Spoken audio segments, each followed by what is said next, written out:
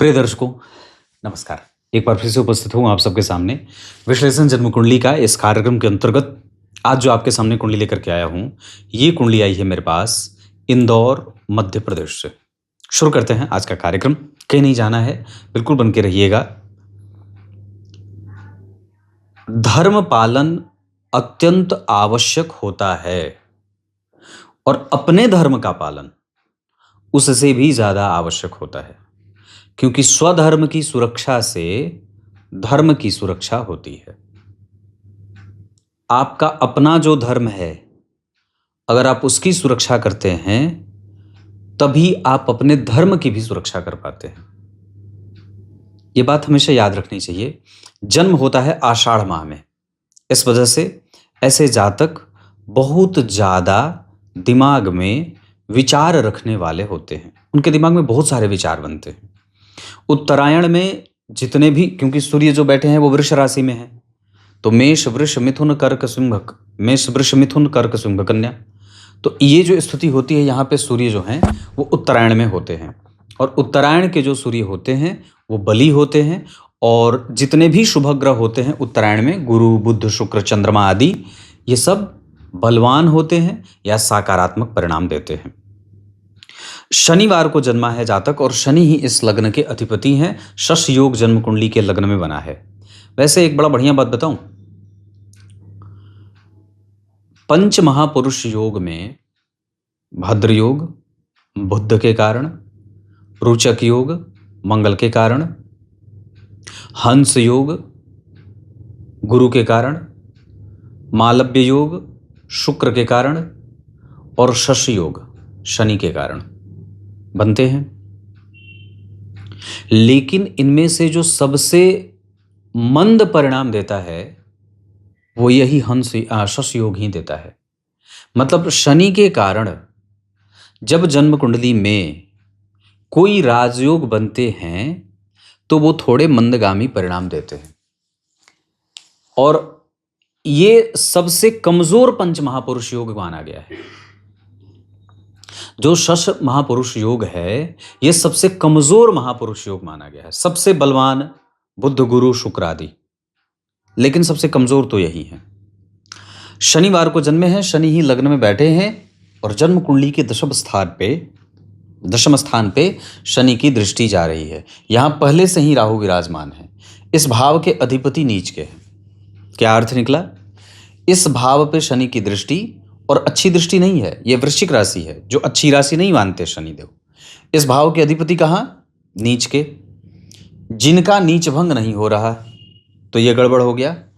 और इस भाव पे सूर्य जैसे ग्रह की दृष्टि, शनि जैसे ग्रह की दृष्टि, इस भाव पे पहले ही राहु नीच के बैठे हैं। तो ये इस कुंडली का जो सबसे मजबूत बलवान केंद्र है, जिसे कि दशम स्थान कहते हैं, वो भाव कमजोर हो गया और उस पे किसी भी शुभ ग्रह की दृष्टि नहीं। इस भाव के कारक जन्म कुंडली के अष्टम भाव में चले गए और इस भाव में राहु बैठ गए। इस भाव के अधिपति जो मंगल हैं वो तो यहां नीच के हैं ही, यहां पे भी वो शत्रु की राशि में बैठ रहे हैं। बस इतनी सी बात है कि लग्नेश होकर के बैठ रहे हैं, लेकिन लग्नेश के साथ परिवर्तन है। तो यही स्थिति ये होती है जहां व्यक्ति को विवाह करने को कह दीजिए तो विवाह कर लीजिए। विवाह के बाद व्यक्ति के सुखों में वृद्धि होती है, या वो अपने करियर को लेकर के अपने जीवन में थोड़ी बहुत नहीं पर परेशान तो रहता है। इस बात की पुष्टि आप अभी मैं पंचांग पे ही चर्चा कर रहा हूं। यहां देखिए दशम स्थान में राहु बैठे हैं और यहां भी राहु बैठे हैं, यहां भी राहु बैठे हैं। और इस भाव का अधिपति देखिए अष्टम भाव में बैठा है और इस भाव में नीच के शनि बैठ गए, जिनका कि नीच भंग यहां भी नहीं हो रहा है। यहां भी नीच भंग नहीं हुआ, यहां भी नीच भंग नहीं हुआ। तो इसका अर्थ क्या होगा कि व्यक्ति के पर यहां पे दशम भाव के अधिपति जो हैं वो लग्न में बैठे हैं, तो व्यक्ति काम करना चाहता है, अपने करियर में आगे बढ़ना चाहता है, उसकी महत्वाकांक्षा है। लेकिन उस भाव का अधिपति स्वग्रही है, पर अष्टम में है, तो संघर्षरत है। ये बात कृष्ण पक्ष के द्वितीया तिथि और शनिवार को जो लोग जन्मे होते हैं उनमें ना एक थोड़ी सी असंतोषी वाली प्रवृत्तिपन की स्थिति भी दिखे। वो असंतोषी प्रवृत्ति के थोड़े बहुत होते हैं। अब आप तो शास्त्रकार यहाँ तक कहते हैं कि ऐसे लोगों से वो मृत्यु के शैया पे भी अगर लेटे हुए हों और फिर भी उनसे आकर के कोई कुछ कहे कि क्या चाहते हो, तो वो भी जीवन में फिर भी कहेंगे कि देखो मुझे ये नहीं मिला। मतलब संतोष की प्रवृत्ति थोड़ी कम होती है। अब इसके दो कारण हो सकते हैं। एक कि व्यक्ति की इच्छा देर से पूरी होती है इस वजह से, या दूसरा कि उसको चीजें मिलती कम है इस वजह से, या अपने इच्छाओं पे खरा ना उतरने के कारण। क्योंकि एक बात और भी है, जब जन्म कुंडली में यहां शनि बैठे हैं, यहां शनि बैठे हैं और यहां शनि बैठे हैं, यह इत्तेफाक तो नहीं हो सकता। शनि है दुख स्वरूप, दुख के कारक और दुख के कारण। यहां पे लग्नेश होकर के बैठे थे, यहां पे चतुर्थेश होकर के बैठे हैं और यहां पे दशमेश होकर के बैठे हैं। इसका अर्थ क्या है कि कहीं पर भी शनिदेव को खराब भाव नहीं मिला है, हर जगह वो अच्छे भाव में बैठे हैं। ग्रह को अगर अच्छा भाव मिल रहा, इसका अर्थ है कि उसके अंदर अच्छाई तो पक्की है और वो हर जगह केंद्र में बैठा है, कमजोर भी नहीं बैठा है। लेकिन अब आचार्य वराह मिहिर ने क्या कहा कि किसी भी तरीके से शनि का बहुत ज्यादा बलवान हो जाना भी अच्छा नहीं होता, और इस हिसाब से कई बार उसको उस जातक के जीवन में प्रायः संघर्ष देखने को मिल जाता है। कृष्ण पक्ष के द्वितीय तिथि के चंद्रमा संतान उत्पत्ति में व्यक्ति सहायक है, संतति का सुख भोगता है, पर उसको समाज को जब निर्णय देना होगा तो व्यक्ति समाज को निर्णय दे देगा। लोगों को निर्णय देना हो बता देगा, मित्रों को बताना हो बता देगा, परिवार को बताना हो बता दे, पर अपने ऊपर जब वही निर्णय लागू करना हो या जब कभी वो अपने बारे में कोई फैसले लेने हो, निर्णय लेने हो, कोई रिजल्ट परिणाम सुनना हो, सुनाना हो या कोई काम करना हो, तब उसको बड़ी मशक्कत होती है। और ये क्यों होता है? क्योंकि चंद्रमा और बुध आमने सामने हैं और सूर्य राहु और केतु के संपर्क में, तो आत्मविश्वास कभी कभी डगमगा जाता है। कृष्ण पक्ष के द्वितीय तिथि के चंद्रमा शुभ ग्रह होते हैं, इस वजह से व्यक्ति के पास सरकारी संपत्ति और पिता से दोनों से लाभ हो जाता है। मूल नक्षत्र ये ठीक नहीं है। मूल नक्षत्र इसलिए ठीक नहीं है क्योंकि ऐसे जातकों को जो मूल नक्षत्र में जन्मे होते हैं, उनके कारोबार के आरंभ में कोई ना कोई समस्या निश्चित रूप से बनती है और ये प्रायः प्रत्येक प्रकार की बीमारी से ग्रसित रहते हैं। मतलब इनके स्वास्थ्य में प्रायः समस्या रहती है। इतना ही नहीं, एक बात और भी गारंटी से लिख के कह सकता हूं, गारंटी है मेरी, और मेरी गारंटी नहीं है, मेरे अंदर उतना सामर्थ्य नहीं है, मैं ग्रंथ की बात कर रहा हूं।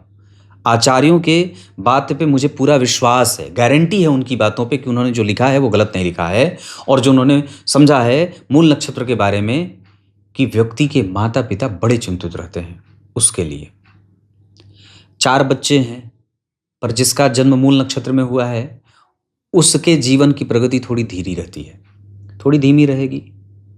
और वो इस वजह से भी धीमे रहता है क्योंकि वो स्वयं भी स्लो थोड़ा रहता है, या इमोशनल रहता है, या परिस्थिति को समझता नहीं है, समाज को समझता नहीं है, लोगों को समझता नहीं है, मित्र शत्रु को नहीं समझता, और सबको एक जैसा देखता है। उसका मन साफ तो सबको साफ समझ रहा है, उसका मन गंदा तो सबका मन गंदा। तो ये जो भाव है ना, ये मूल नक्षत्र वालों पे मिलता है, और इनका कोई भी काम प्रायः आरंभ में अटकेगा। सरवाइव कर गए तब तो खूब आगे निकल जाएंगे, लेकिन अगर सरवाइव नहीं किए तो फिर ये परेशान कर देंगे। ये ध्यानस्थ होते हैं, केतु का नक्षत्र है ना, ध्यान में जाना। मैंने राहु और केतु पे कार्यक्रम एक बनाया था अपने मेन चैनल पे, नकुल पाराशर ज्योतिष लक्ष्य वाले पे। तो उसमें मैंने राहु केतु के बारे में एक बात कही थी कि केतु का जब धड़ अलग हुआ, सर और धड़ अलग अलग हो गए, तो इनका विरोध भगवान नारायण से ज्यादा नहीं था, मतलब उतना नहीं था जितना राहु का था। राहु कौन है? जो एकदम जिसके अंदर ना वो बात है पर वो बता नहीं रहा, बाहर से एकदम चिकनी बातें करने वाला, अंदर से त्रिशूल लेके बैठा है, वो राहु है। छलिया, झूठा, मक्कार, जासूस, चपल, चंचल, चालाक। और केतु थोड़ा अबडबा सा है, और ऐसा कह सकते हैं कि उसके पास बहुत ज्यादा राजनीति नहीं है, और ऐसा भी कह सकते हैं कि वो ध्यान में मग्न है, चिंतन में समाया हुआ है, ध्यानस्थ है। वो नाच गान में उतना विश्वास नहीं करता जितना समाधि में विश्वास करता है। ये केतु हैं। वो तीर्थ दर्शन में उतना उसको दिलचस्पी नहीं है जितना भगवान के नाम स्मरण में है। और राहु खूब तीर्थ घूमे, खूब बहरूपिया बनाए अपने आप को, खूब भस्म लगाए, खूब बाहर से दिखा दे, पर अंदर में बात कुछ और है।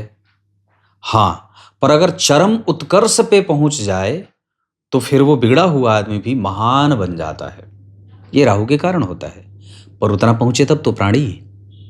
तो मूल नक्षत्र वालों में केतु का प्रभाव होता है और इसके जो स्वामी देवता हैं वो नैऋत्य नाम के देवता हैं। ओम राक्षस, वस्तुतः राक्षस इसका देवता है राहु केतु। तो ओम नैऋतये नमः इस मंत्र का जप व्यक्ति को करना चाहिए प्रत्येक दिन, और अपना शयन कक्ष दक्षिण और पश्चिम के कोण पर बनाना चाहिए। या तो दक्षिण और पश्चिम के कोण पर बनाइए, या तो पश्चिम और उत्तर के कोण पे बनाइए, वायव्य कोण में। जितना ज्यादा हो सके पीपल के वृक्ष की पूजा करिए। शनिवार के दिन या शनिवार के दिन पीपल के वृक्ष के आसपास दीपों की माला बनाएं।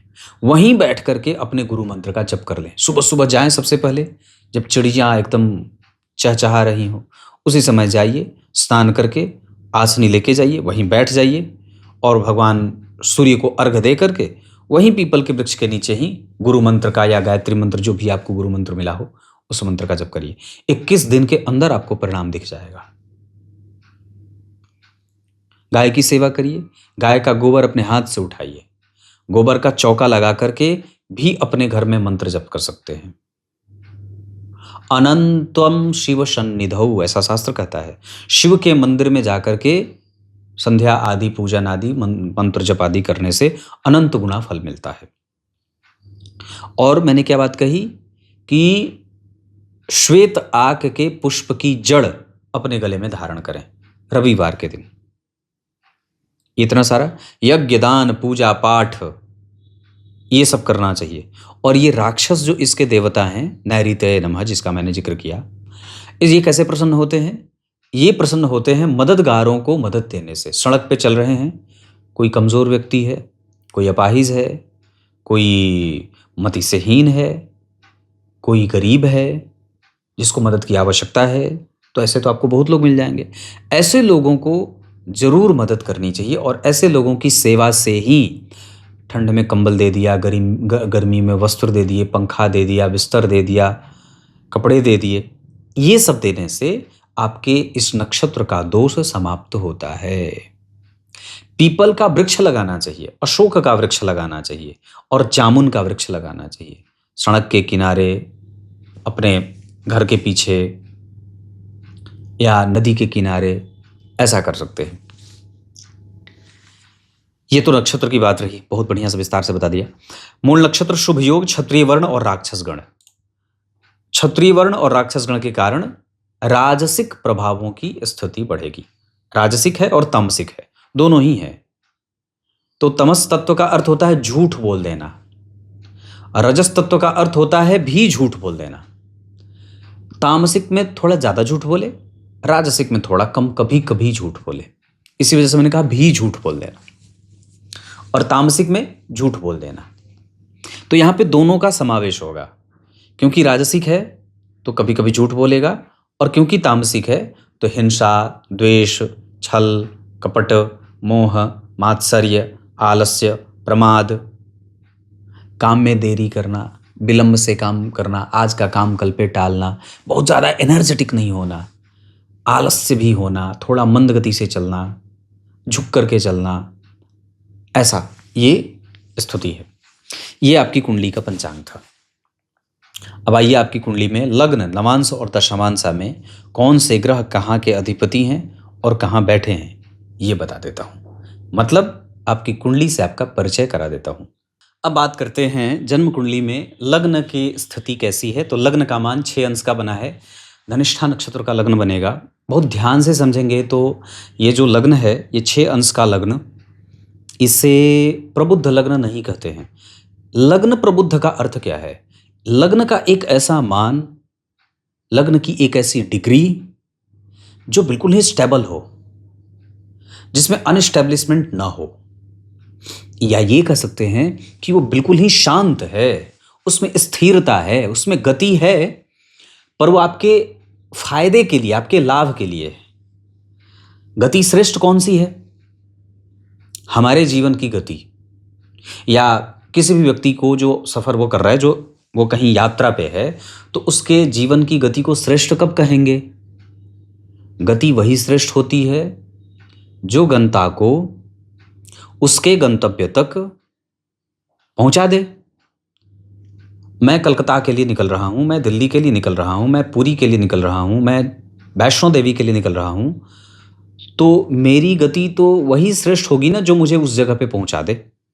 अब मुझे जाना है वैष्णो देवी और पता चला कि हम जो है वो किसी ऐसे जगह पे हैं जहाँ जो वो नहीं है। तो वैसे ही ये जो लग्न होता है, वो जब प्रबुद्ध हो जाता है तो आपको आपकी गति सफल कर देता है, आपके रास्ते को और आपके लक्ष्य से आपका मेल करा देता है। लेकिन अगर लग्न का मान थोड़ा कम है तो वो वाइब्रेशन में भी जाता है, डिफ्यूज करता है, कंफ्यूज करता है और विलंब करता है पहुंचाने में। मतलब अब वो रास्ता थोड़ा आसान नहीं है। ये 6 अंश के लग्न का प्रभाव है। इससे आप ये समझ सकते हैं कि आपके हाथ में जो कोई भी काम आया है उसको आप पूरे मनोयोग से करेंगे। उसमें थोड़ी भी जो आलस्य की प्रवृत्ति होगी वो आपको उस कार्य के परिणाम से दूरी बना सकती है या दूर कर सकती है। मतलब ये ऐसा चांस है कि व्यक्ति भटक सकता है, स्वास्थ्य में कमजोरी हो सकती है, परिस्थितियां बिगड़ सकती हैं, हमें अपने बुद्धि का सतत सही इस्तेमाल करना पड़ेगा, राह में रोड़े आएंगे, कंफ्यूजन आएगा। और ऐसा इसलिए आएगा क्योंकि आपके लग्न का मान 6 अंश का है। अगर वो 15 अंश का होता तो नहीं होता, तो भ्रम नहीं होता, तो साहस ठीक होता, तो कंफ्यूजन नहीं होता, और फिर आप एकदम गंतव्य तक समुचित तरीके से पहुंच सकते थे। अब ये बात करते हैं कि ऑब्स्टिकल किस तरीके का आ सकता है। तो मैंने पूर्व में कहा था आलस्य, चीज़ों में रुकने की स्थिति, विलंब से परिणाम, और सरवाइव करने के आरंभ वाले क्षेत्र में, मतलब जब आप कोई काम कर रहे हो उस समय आपको दिक्कतों का सामना करना पड़ेगा। और ये क्यों है? क्योंकि लग्न का मान ऐसा है। लग्न के अधिपति लग्न में बैठे हैं, 6 अंश के वो भी बैठे हैं। इस वजह से अब एक चीज़ जो बहुत अच्छी है कि अगर लग्न के अधिपति लग्न में बैठे हैं तो लग्न बलवान है।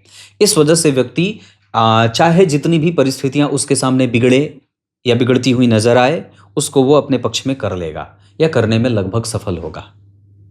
ये और सफलता आसान कैसे हो जाती? जब उसी लग्न पे या लग्नेश के ऊपर एक अन्य शुभ ग्रह की दृष्टि पड़ जाती, जैसे गुरु, जैसे बुध, जैसे शुक्र, जैसे चंद्रमा। पर सामान्य बात है कि लग्न पे किसी ग्रह की दृष्टि नहीं है। चंद्रमा देख नहीं रहे, गुरु देख नहीं रहे, बुध देख नहीं रहे हैं, शुक्र नहीं देख रहे। तो इसका अर्थ निकला कि व्यक्ति के जीवन में लगभग 90 से 80% तक सफलता के योग बनेंगे किसी भी क्षेत्र में। 10% तक असफल होने का भी योग लगेगा कर्म क्षेत्र में, क्योंकि लग्न का अधिपति अष्टम में बैठा है। मैं साथ साथ सभी ग्रहों को भी ले रहा हूं, सभी भावों को भी ले रहा हूं। अष्टम में बैठा है पर स्वग्रही, इस वजह से सफलता के चांस हैं, पर असफलता के भी योग लगे हैं। व्यक्तित्व ठीक है, आचरण ठीक है, सरकार से, पिता से संबंध ठीक है, इसमें कोई दो राय नहीं है कि पिता को भी नौकरी में देख रहा हूं। नीच के हैं, इस वजह से थोड़ा कम हो सकता है चांस, पर पिता को भी नौकरी हो सकती है। या अगर वो नहीं है तो इस वजह से नहीं है क्योंकि मंगल नीच के हैं, और अगर वो हैं तो उसका यही कारण है कि दशम स्थान के अधिपति 6वें में बैठे हैं, और दूसरा शनि की दृष्टि दशम स्थान पे, सूर्य की दृष्टि दशम स्थान पे। ये जो तीनों चारों सिद्धांत बने हैं, 6वें भाव के अधिपति 11वें भाव में बैठे हैं और पंचम भाव को देख रहे हैं, तो ये भी कहीं ना कहीं नौकरी का योग लगा देता है। चतुर्थ स्थान में बैठ करके सूर्य जब दशम स्थान को देखते हैं तो ये भी नौकरी का योग लगाता है। क्लियर है? द्वितीय भाव के साथ साथ लाभ भाव के स्वामी होते हैं देवगुरु बृहस्पति, और वो नवांश कुंडली में भी द्वितीय भाव के साथ साथ पंचम भाव के स्वामी हैं। मतलब उन्हें हर जगह एक अच्छा भाव मिला है, लेकिन मारक ग्रह की भूमिका जब तैयार होगी तो उसमें द्वितीय भाव के स्वामी होने के कारण देव गुरु बृहस्पति प्रबल मारक ग्रह के रूप में अपने आप को परिभाषित करेंगे। यानी कि द्वितीयेश होने के कारण देव गुरु बृहस्पति प्रबल मारक बनेंगे। उन पे केतु की दृष्टि है और अष्टम भाव में बैठे हैं। जरा ध्यान से देखें तो द्वितीय भाव का स्वामी अष्टम में बैठा केतु से दृष्ट है, किसी शुभ ग्रह से दृष्ट नहीं है। यहां पर भी वो द्वितीय भाव का ही स्वामी होते हैं और यहां भी वो कहां बैठे हैं, छठवें भाव में। मतलब यहां भी उनको एक अच्छा भाव नहीं मिला है, यहां भी अच्छा भाव नहीं मिला, यहां भी अच्छा भाव नहीं मिला। बैठने से राशियां तो फिर भी ठीक है, धन और लाभ को जोड़ रहे हैं, धन और विद्या बुद्धि विवेक को जोड़ रहे हैं, पर भाव अच्छा नहीं मिलने से न तो यहां न तो यहां ये कई बार कफ वात पित्त से संबंधित समस्या देंगे। और इतना ही नहीं, यही गुरु की महादशा व्यक्ति के जीवन में धन के व्यय, मन के व्यय, भाग्य के व्यय, धर्म के व्यय, बड़ों के आशीर्वाद का व्यय और मृत्यु करा रही है। अगर द्वितीय भाव के अधिपति गुरु बनते हो, शुक्र बनते हो, बुध बनते हो और चंद्रमा बनते हो, या सप्तम भाव के अधिपति यही ग्रह बनते हो, गुरु बुध शुक्र चंद्रमा, तो सबसे ज्यादा मारक ग्रह इन चारों में गुरु ही बनते हैं। सबसे ज्यादा मारक ग्रह का दोष गुरु को ही लगता है, सबसे कम चंद्रमा को लगता है। इसका अर्थ होगा कि यहां देवगुरु बृहस्पति इस कुंडली के लिए द्वितीय भाव के स्वामी होकर के अष्टम में केतु से दृष्ट होने के कारण प्रधान मारक ग्रह के रूप में प्रभाषित करेंगे। तो ये मैंने मारक के बारे में स्पष्ट कर दिया। इसका अर्थ क्या है कि जब कभी भी गुरु की महादशा में केतु और गुरु की महादशा में बुध भी, क्योंकि चौथे 10वें बैठे हैं और केतु से दृष्ट हैं, और शुक्र भी, गुरु में शुक्र का अंतर रोग देगा और गुरु में बुध का अंतर, या बुध में गुरु, मतलब ये जब कभी भी ग्रह एक्टिव होंगे तब व्यक्ति को सफोकेट करेंगे, रोग देंगे, मृत्यु तुल्य कष्ट देंगे। और उसी में जब कभी भी चंद्रमा का अंतर आ जाए तो सुख मिलने लगेगा, जब उसी में सूर्य का अंतर आ जाए तो सुख मिलने लगेगा। आप ये स्पष्टतया, अब आपको कुछ करना नहीं है, सिर्फ अपनी कुंडली में दशा देखनी है। दशा कौन सी चल रही है, अंतर किसका चल रहा है, प्रत्यंतर किसका चल रहा है। तो जब कभी भी गुरु में चंद्रमा का अंतर आए तो हमारा मन शांत है, हम ठीक हैं, हम स्टेबल हैं। गुरु में केतु तो फिर ये स्वास्थ्य कमजोर, माता को भी परेशानी, घर में भी कलह, थोड़ा बहुत अशांत देगा। गुरु में शुक्र तो स्वास्थ्य से संबंधित समस्या, धन का व्यय। गुरु में बुध तो निर्णय लेने में परेशानी। लेकिन गुरु में मंगल, गुरु में सूर्य, ये सब ठीक रहेंगे। गुरु में शनि भी आएंगे तो भी मारक चलेंगे, तो भी कष्ट होगा, क्योंकि ये कुंभ लग्न की कुंडली के लिए 12वें भाव के भी तो स्वामी होते हैं शनिदेव। तो ये 12वें भाव के स्वामी होने के कारण दोषयुक्त भी तो होंगे। और गुरु की जो दृष्टि जा रही है वो नीच की दृष्टि जा रही है। 12वें भाव का अधिपति लग्न में बैठा है, इसका अर्थ है कि व्यक्ति ऋण में नहीं मरेगा, उसका व्यय संतुलित है, क्योंकि इस भाव पे गुरु की दृष्टि है और मंगल की उच्च दृष्टि है। तो इस भाव पे गुरु और मंगल की दृष्टि के कारण व्यक्ति अपने व्यय को बहुत अच्छे से समझता है, अपनी जिम्मेदारियों को बहुत अच्छे तरीके से समझता है। इतना ही नहीं, वो अपने शत्रुओं को भी मित्र बनाने की हैसियत रखता है। लेकिन जीवन में शत्रु रहेंगे, क्योंकि मंगल नीच के हैं। मंगल नीच के हैं, मंगल नीच के नहीं होते और गुरु अष्टम में नहीं बैठे होते, सूर्य और केतु चतुर्थ में नहीं बैठे होते, तो व्यक्ति का कोई शत्रु ही नहीं होता। इसका अर्थ होगा कि मंगल की दशा में शत्रु उत्पन्न होंगे। लेकिन हां, मंगल में गुरु का अंतर आए, गुरु का प्रत्यंतर आए, गुरु में मंगल का अंतर आए, प्रत्यंतर आए, तो व्यक्ति उस शत्रु पे या शत्रु जनित जो स्थितियां बन रही हैं उससे वो मुक्त हो जाएगा, या उससे उसकी समस्या का समापन हो जाएगा। मैं बात सूर्य और चंद्रमा पे कर रहा था। तो सूर्य सप्तम भाव के स्वामी और चंद्रमा 6वें भाव के स्वामी होकर के सहायक साहचर्य के नियम के आधार पर मारक बनेंगे। प्रधान मारक गुरु बन गए, उसमें सहयोग कौन करेंगे, सूर्य और चंद्रमा। ये कभी भी इसको ऐसे समझ सकते हैं कि आपकी कुंडली के लिए सूर्य और चंद्रमा कभी भी सामने से आकर के आपके जीवन को मारने की कोशिश नहीं करेंगे, क्योंकि उनका ये नेचर ही नहीं है, वो मारते नहीं है। हाँ, जब कभी भी चंद्रमा धनु राशि से गुजरेंगे और गुरु का अंतर आएगा या शुक्र का अंतर आएगा या बुध का अंतर आए, मान लीजिए उदाहरण देता हूं इसी कुंडली पे, इस कुंडली के लिए अगर मान लीजिए शुक्र का अंतर आता है या बुध का अंतर आता है या शनि की अंतरदशा, मतलब तीनों में से कोई एक एक्टिव है। और गोचर के हिसाब से चंद्रमा जब धनु राशि में गोचर करें या तुला राशि में गोचर करें या वृष राशि में गोचर करें या मिथुन राशि में गोचर करें या मकर और कुंभ राशि में गोचर करें, बहुत सावधानी से समझिएगा, तो वो जो काल रहेगा वो जातक के जीवन के मृत्यु का काल रहेगा, मतलब वो कष्ट देगा, मृत्यु तुल्य कष्ट देगा।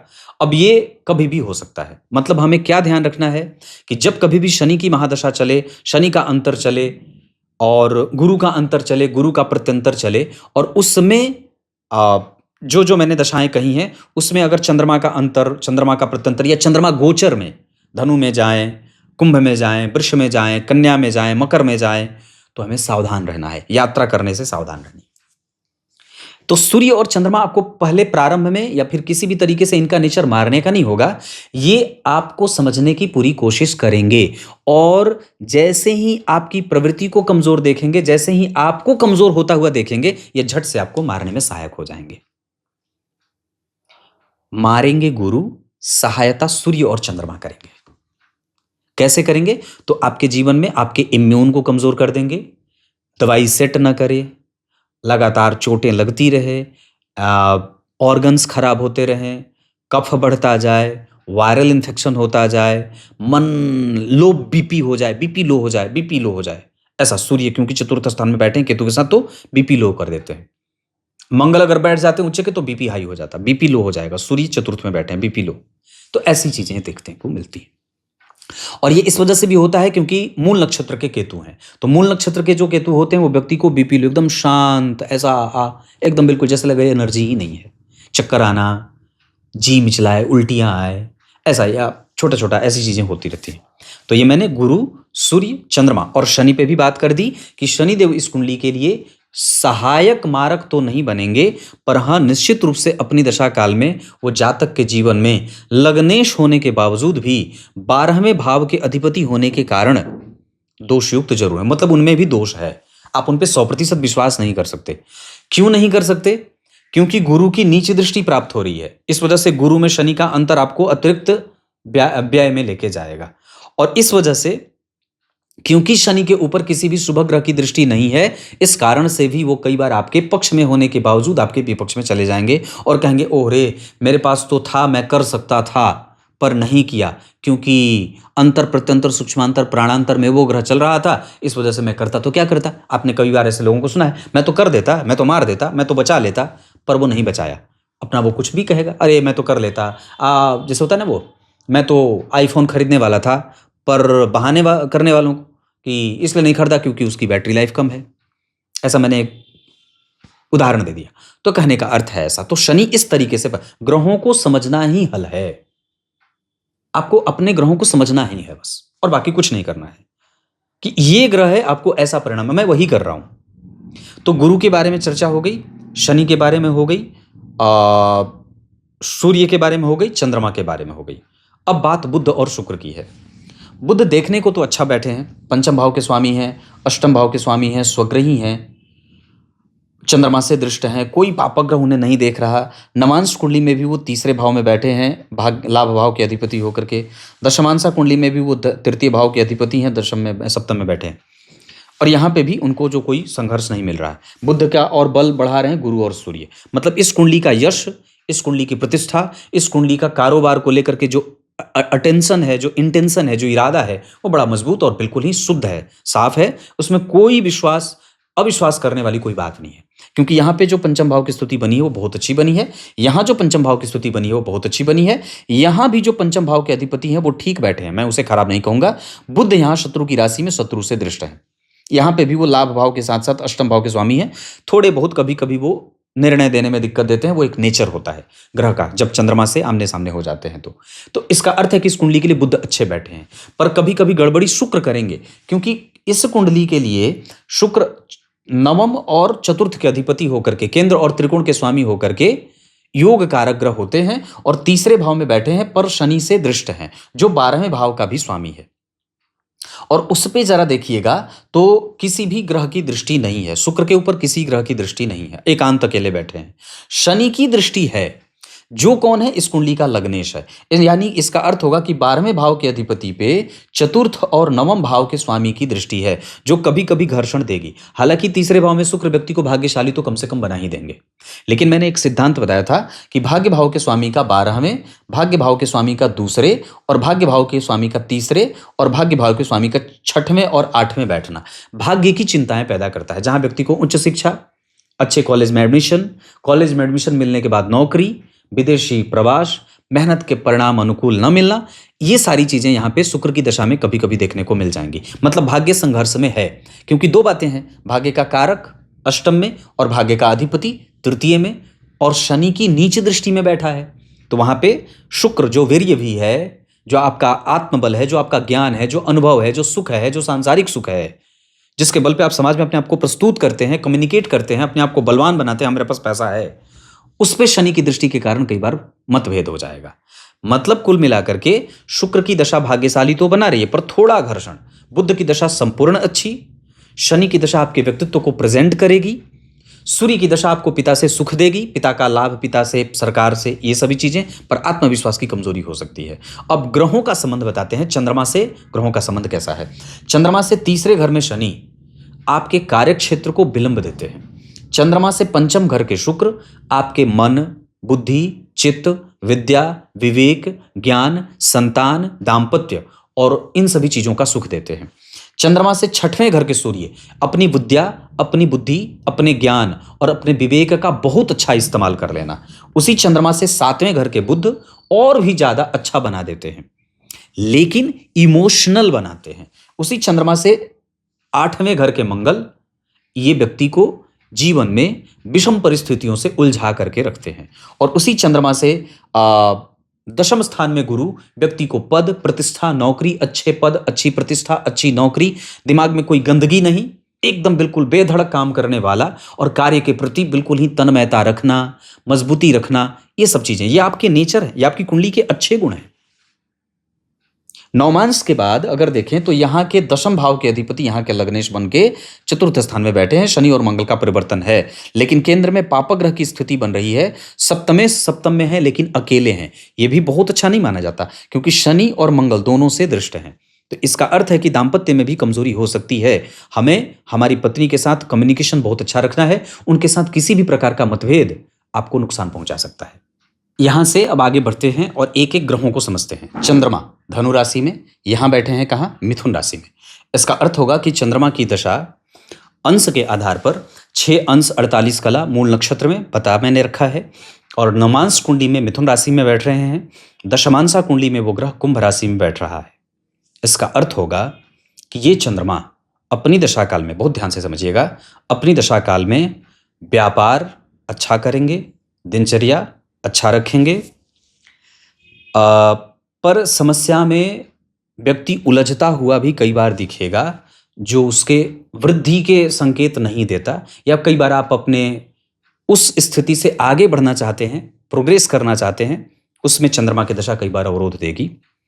और उसे चंद्रमा की दशा में व्यक्ति को यश, प्रतिष्ठा भी मिलती है समाज में, काम में मन भी लगता है, और वो साहस बनाए रखता है।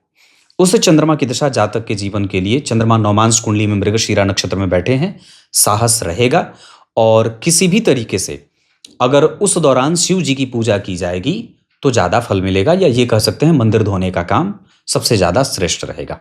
सूर्य चतुर्थ स्थान में बैठे हैं वृष राशि में, 21 अंश 19 कला रोहिणी नक्षत्र में। नवांश कुंडली में वो कर्क राशि में जा रहे हैं। दशमांशा कुंडली में वो सिंह राशि में स्वग्रही। तो सूर्य की दशा जातक के जीवन को सुख देने वाली बनेगी, पराक्रमी बनाएगी। नवांश कुंडली में वो पुष्य नक्षत्र में बैठ रहे हैं, और कारोबार में यश, मान, पद, प्रतिष्ठा, भाग्य और व्यवहार का सुख देंगे। मतलब सूर्य की दशा बहुत अच्छी जा सकती है प्रभाव के बल पे। मंगल जो है वो कर्क राशि में बैठे हैं, 26 अंश 19 कला आश्लेषा नक्षत्र में। नवांश कुंडली में वो कुंभ राशि में जा रहे हैं। दशमांशा चक्र में वो स्वग्रही अष्टम भाव में।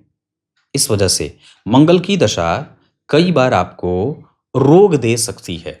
उस मंगल की दशा में हमें अपने घर में कलह नहीं बनने देना है, पत्नी से मतभेद नहीं करना है और बहुत ज्यादा उन पे एग्रेशन नहीं रखना है।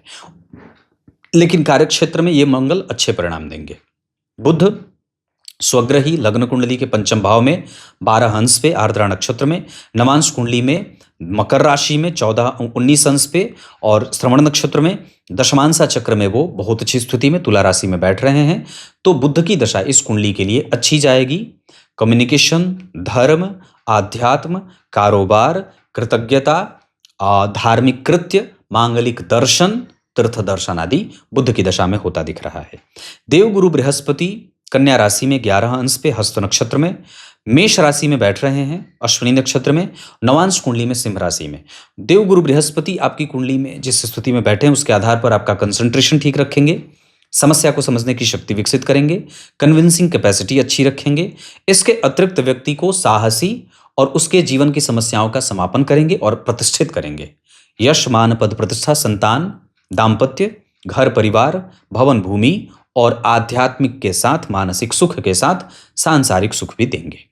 शुक्रदेव मेष राशि में अश्विनी नक्षत्र में 5 अंश 37 कला, नवांश कुंडली में अपने नवांश में, दशमांशा चक्र में भी अपने नवांश में। इस वजह से मैंने पूर्व में भी बात कही थी कि शुक्र की दशा इस कुंडली के लिए लाभ, भाग्य, धन, वैभव, प्रतिष्ठा, समस्या को समझने की शक्ति और ज्ञान गुण से युक्त बनाएंगे। शुक्र की दशा बहुत अच्छी जाएगी। बुध और शुक्र बहुत अच्छे हैं। तीसरे नंबर पे शनि भी ठीक है। शनिदेव लग्न कुंडली में धनिष्ठा नक्षत्र के, नवांश कुंडली के लग्न में, दशमांशा चक्र के लग्न में। अब विचार करते हैं कि मैंने 3 ग्रहों को अच्छा कहा है, शुक्र, बुध और शनि को, इसमें सबसे ज्यादा अच्छा कौन है? तो आपकी कुंडली के शनिदेव सबसे ज्यादा अच्छे बन रहे हैं। अच्छे बन रहे हैं, वो बलवान होकर के अच्छे नहीं हैं, वो स्थिति मेंटेन करके अच्छे हैं। इस वजह से आपकी कुंडली के शनिदेव सबसे ज्यादा अच्छे ग्रह के रूप में प्रभाषित हो रहे हैं। उपाय के तौर पे मैंने जो भी बातें कही हैं इसमें गणेश अथर्वशीर्ष का पाठ, शिव जी के मंदिर का धोना, गुरु मंत्र का जप, गुरु दीक्षा से युक्त होइए, सूर्य को अर्घ दीजिए और इसके साथ साथ नियमित दिनचर्या का पालन करें। किसी पे भी बहुत जल्दी विश्वास करने से बचें। यात्रा में सावधान, एडवेंचर से सावधान, सुरक्षा अपने घर की महिलाओं की, निर्णयों में सावधानी से निर्णय लें। विवाह में, दाम्पत्य में जो कोई भी निर्णय ले रहे हैं उसमें सावधानी बरतें। अपने वास्तु देवता की उपासना खुद से करें, घर जिसमें रहते हैं उसकी सफाई खुद से करें। रंग रोगन ये कर सकते हैं। शनि का रत्न नीलम या नीली, बुध का रत्न पन्ना या पेरीडॉट आप जीवन भर धारण कर सकते हैं। उपाय के तौर पे इस कुंडली के लिए अमावस्या, पूर्णिमा को दान, ब्राह्मण को, साथ ही साथ ग्रंथ का दान और अगर हो सके तो पूर्णिमा का व्रत, ये बहुत आवश्यक होगा। शनिवार के दिन पीपल के वृक्ष के चारों तरफ दीपों की माला बनाएं। ये सब करते रहना है और ऐसा करते रहने से आप देखेंगे कि आपका जीवन बिल्कुल ही शुद्ध और बदल गया। मैं इसकी गारंटी देता हूं।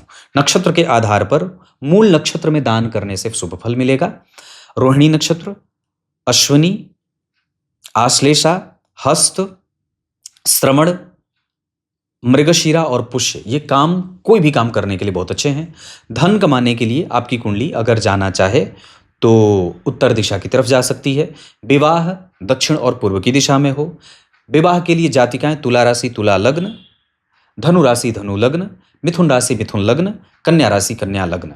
घर की दिशा अगर हो सके तो आपकी कुंडली के हिसाब से पूरब, उत्तर, पश्चिम, मेष, मीन, मेष, वृष, मिथुन, कर्क, सिंह, कन्या, तुला, वृश्चिक, धनु, उत्तर दिशा के मकान में रह सकते हैं। क्लियर है?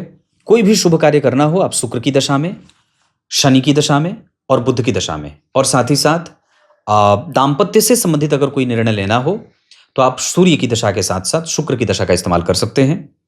इसके अतिरिक्त संतान से संबंधित अगर कोई निर्णय लेना हो तो आप गुरु और बुध से संबंधित कोई भी दशा में निर्णय ले सकते हैं। ट्रांसफर लेना हो, नौकरी बदलनी हो, कारोबार बदलना हो तो बुध और गुरु की दशा में आप इस्तेमाल कर सकते हैं। होरा चक्र के आधार पर जो स्थिति कुंडली की बनी है उसके आधार पर आपकी कुंडली में जितने भी ग्रह हैं वो आपसे मेहनत करवाएंगे तब आपको परिणाम देंगे। एक गुरु ऐसे बन रहे हैं जो आपको मेहनत से ज्यादा थोड़ा दे सकते हैं। संतति का सुख इस कुंडली में निश्चित रूप से है, पर प्रेम थोड़ा कम मिल रहा है संतति से। वाहन का सुख 100% बहुत अच्छा है, उसमें कोई संशय नहीं है, पर चोट चपेट की घटनाएं भी इस कुंडली में मंगल और बुध की दशा में चोट की घटनाएं भी देखने को मिल रही हैं। ऐसे इस कुंडली में कोई लंबी बीमारी नहीं है। माता को हेडेक है, माता को चिंता है, माता लंबी बीमारी से जूझ सकती हैं, इस वजह से उनसे गणेश जी की पूजा करवाइए। क्लियर है? बाकी ये कुंडली पिता के मामले में बहुत अच्छी बनी है, इसमें कोई संशय मुझे यहाँ नहीं दिया। पिता आपके पास जो कारोबार में काम करने का बल आ रहा है वो यहीं पे राहु यहाँ बैठे हैं, बहुत अच्छा मैंने इस पे कार्यक्रम बनाया था, है ना। तब तक के लिए बहुत बहुत नमस्कार।